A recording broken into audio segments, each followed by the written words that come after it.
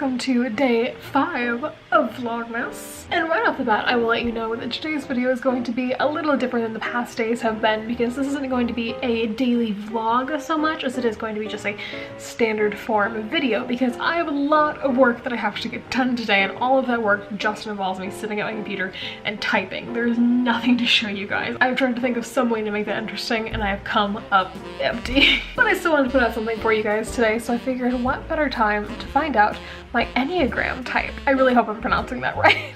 I've taken the MBTI before, the Myers-Briggs personality test, over on my main channel. That was like a year or so ago now. I'll include an iCard up above to that video if you want to go check that out. But I didn't even know the Enneagram existed until VidCon last year. At dinner with a group of friends, everyone was going around sharing their types, and I had no idea what even was. An important thing to note here is that I am not the biggest believer in personality types. I think they're interesting. I don't think they actually say a whole lot about you as a person, but I still think they are really interesting to take, and a lot of the questions are fun to discuss.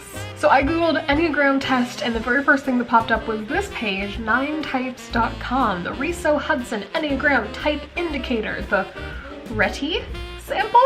From what I can tell, this isn't like a full test. This is like 30 questions of, I think it says 144 questions. That's a lot. But the full test is a paid test, and I'm a cheap bitch. So we're gonna do the sample one. It's a lot of text at the top. Do I actually need to read all of this? The Riso Hudson Enneagram Type Indicator can help you determine your Enneagram type. I would certainly hope so. Below is a sample of the full test, which has 144 questions. While there is no guarantee, your highest score can indicate your basic type, or it is likely to be among the top 2 to 3 scores. We strongly recommend you read over the type descriptions after taking the test to see if the type fits you.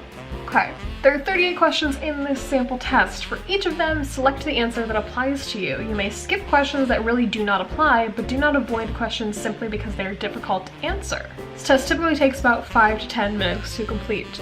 Perfect. Okay, let's do this. Number 1, I have been romantic and imaginative, or pragmatic and down to earth. Ooh, okay, starting off difficult already. Because I would like to believe that I'm much more logic-based than I probably am, but especially recently I've been kind of that like mindlessly optimistic sort of person. So while I wouldn't necessarily say I'm a romantic, I definitely think I lean towards that more than the pragmatic and down to earth recently. I have tended to take on confrontations or avoid confrontations. Avoid at all costs. I've typically been diplomatic, charming, and ambitious, or direct, formal, and idealistic. This is a hard one because I think I'm like bits and pieces of each. Of the two, I think I'd have to lean a little more towards the diplomatic and ambitious side. I've tended to be focused and intense, or spontaneous and fun-loving. Once again, in my idealized version of myself, I am logic-based and cool and scientific, but in reality I am a mess who just runs off and does things. So spontaneous and fun-loving. I have been a hospitable person and have enjoyed welcoming new friends into my life, or I have been a private person and not mixed much with others. I'm gonna go with the first one because I don't have a very large friend group, but that's mostly due to me not really leaving my house ever, more than it is me intentionally shutting off people. Generally, it's been easy to get a rise out of me, or difficult to get a rise out of me. Easy. I have been more of a street smart survivor. Street smarts. Or a high-minded idealist. I wouldn't exactly call myself a street smart survivor, so I think idealist. I have needed to show affection to people, or I have preferred to maintain a certain distance with people. I am an affectionate bitch. Give me all of the snuggles. When presented with a new experience, I usually ask myself if it would be useful to me or enjoyable. See, I ran into this so much with the MBTI test because I find myself in a middle ground of so much of these. Oh god, okay. I think previously I would have leaned more towards the useful side, but nowadays, life's too short. Just do things because they're fun. I've tended to focus too much on myself or others. Oh god. In the past, I've definitely focused too much on others and not taking care of myself, but I think I found a pretty good middle ground right now. But I guess nowadays I take a little more care of myself. I don't know how to answer that one properly. Others have depended on my insight and knowledge, or my strength and decisiveness. Neither. I think I'm gonna have to skip that one because I don't think I fall well into either of those categories. I have come across as being unsure of myself or sure of myself. Definitely unsure. I'm working on it, but more unsure. I have been more relationship-oriented than goal-oriented, or goal-oriented than relationship-oriented. Oriented. That is such... Why am I struggling? I'd say goal-oriented, especially recently. I have not been able to speak up for myself very well or been outspoken. I've said what others wish they had the nerve to say. This is another middle ground one because I'm very outspoken when it comes to something that's affecting my friends, but I'm not very outspoken when it comes to defending myself. So I'd say I've not been able to speak up for myself very well. Once again, getting better at it. It's a process. It's been difficult for me to stop considering alternatives and do something definite, or take it easy to be more flexible. I'm not good at the doing definite things. I tended to be hesitant and procrastinating, or bold and domineering. Oh wow.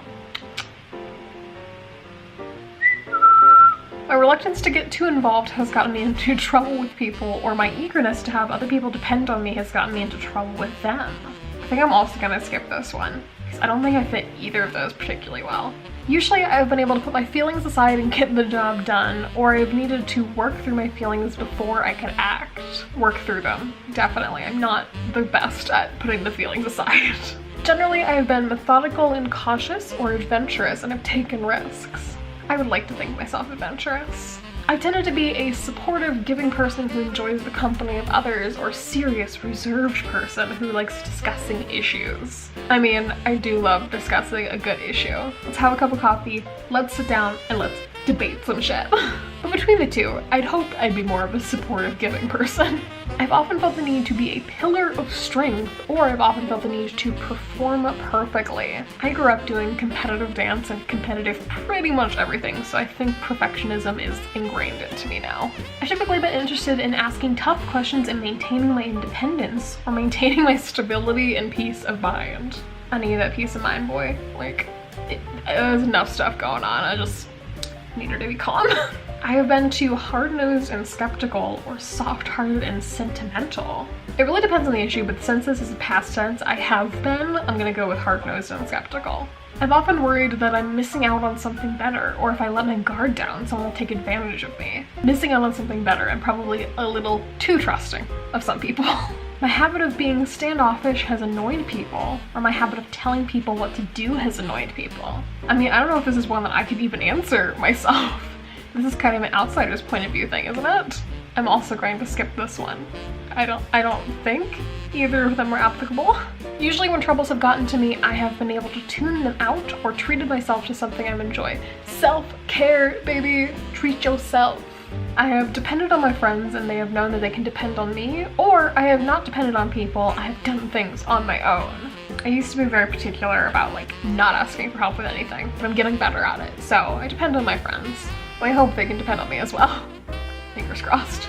I have tended to be detached and preoccupied, or moody and self-absorbed. Oh god. These are making me be a little too introspective for this early in the week. Probably a little more detached and preoccupied.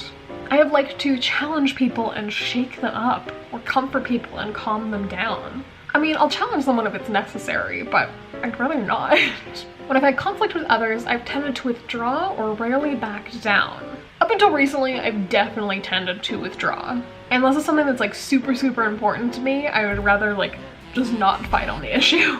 That is too stressful, no thank you. I've gotten a bit more of a backbone recently, but still not the best. I've given in too easily and let others push me around, or I've been too uncompromising and demanding with the others. Given in too easily. Not the greatest personality trait, but I have been appreciated for my unsinkable spirit and great sense of humor, or quiet strength and exceptional generosity. I think this is another one that's more of like an outsider's point of view sort of thing. But I think I'm gonna go with sense of humor because I'm that bitch who like in any stressful experience, I'm just like, let me crack a joke, let me like ease this. Much of my success has been due to my talent for making a favorable impression, or achieved despite my lack of interest in developing interpersonal skills. Definitely gonna go with that last one.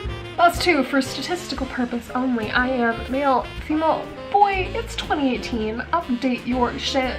My MBTI type is INFP-T. Thank you very much. Score test. Okay, your highest score will indicate your basic type, or it will be among the top 2 to 3 scores. You answer 34 out of 38 questions. For best results, you should answer all the questions that apply. Listen, leave me alone. Well, I have a 0 in type 8. What's type 8? The leader, the powerful, aggressive type.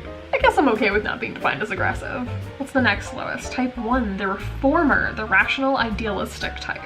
And my highest, type 7. Okay, what's type 7?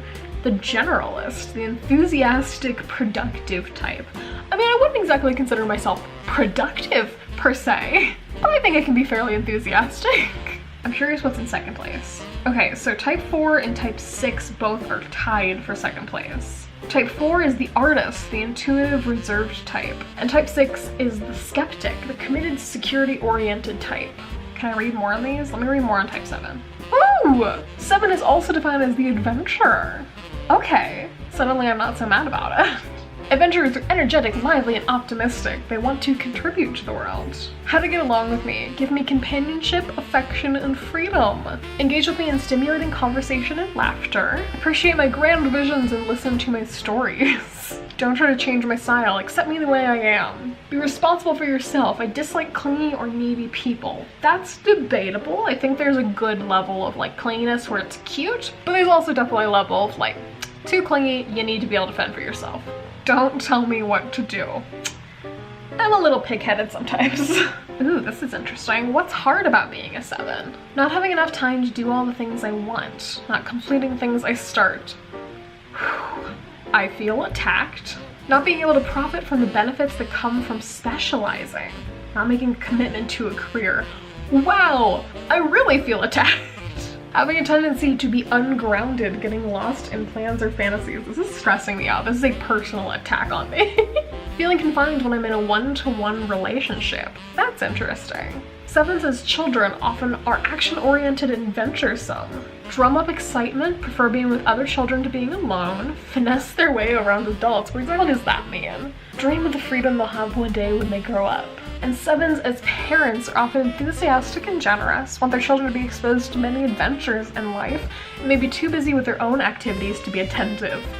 Okay, you know, we were going great there until you called me out again. Okay, I think that is enough of that. That was surprisingly fun. Like I said, this is not the full test, so that may not be a perfect answer. I didn't think the 7 would be as good for me as it was, but reading more in depth on it, I'm okay with it. But sadly, that is all I have time to do for the day. Nonetheless, if you guys still enjoyed this video, make sure you leave me a like down below, and while you're down there, hit that subscribe button and ding the notification bell to make sure you don't miss out on any more Vlogmas videos. That is way too much energy. Bring it down. If you're not already, make sure you head on over to my main channel and subscribe there as well. I am trying to upload 2 videos a week throughout this entire month. As always, links on my social medias are in the description box down below, and I will also include a link to this test if you want to take it for yourself. And with that said, I will see you guys tomorrow.